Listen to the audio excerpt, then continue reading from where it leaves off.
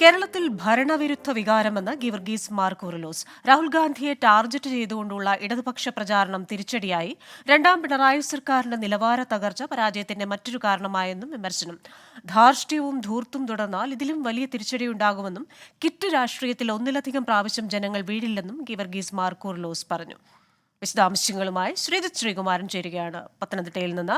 ശ്രീജിത്ത്, വലിയ വിമർശനമാണ് ഈ ഫേസ്ബുക്ക് പോസ്റ്റിൽ ഉന്നയിച്ചിരിക്കുന്നത്. ജനങ്ങൾ ഒരു ഷോക്ക് ട്രീറ്റ്മെന്റ് തന്നെ നൽകി. അതിന് ചില കാരണങ്ങളും അദ്ദേഹം പരാമർശിക്കുന്നുണ്ടല്ലോ, ചില മുന്നറിയിപ്പുകൾ. തീർച്ചയായും ക്രിസ്റ്റീന, ക്രിസ്തുവും താനും സമത്വത്തിന്റെ പാത ആഗ്രഹിക്കുന്ന ആളുകളാണ്. അതുകൊണ്ട് തന്നെ കമ്മ്യൂണിസ്റ്റ് ആണ് എന്ന് തുറന്നു പറയാൻ യാതൊരു മടിയുമില്ലാത്ത ഇടതുപക്ഷ വേദികളിൽ സ്ഥിരം സാന്നിധ്യമായ യാക്കോബായ സഭാ നിരണം മുൻ ഭദ്രാസനാധിപൻ ഗീവർഗീസ് മാർ കൂറിലോസ് ആണ് ഇത്തരത്തിൽ സർക്കാരിനെതിരെയും ഇടതുപക്ഷത്തിനെതിരെയും പ്രത്യേകിച്ച് CPIM-നെതിരെയും രൂക്ഷ വിമർശനം ഉന്നയിച്ച രംഗത്ത് വന്നിരിക്കുന്നത്.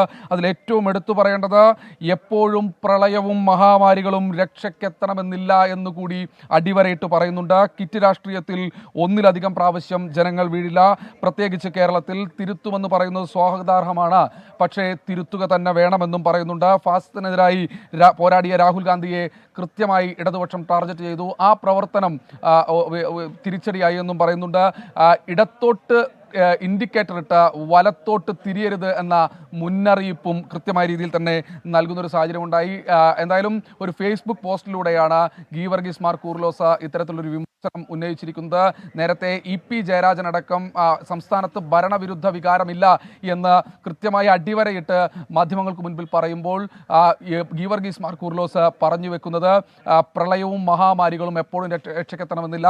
ഇതുകൂടാതെ രണ്ടാം പിണറായി സർക്കാരിൻ്റെ നിലവാര തകർച്ച തന്നെയാണ് ഇത്തരത്തിൽ തോൽവിക്ക് കാരണമെന്നാണ്.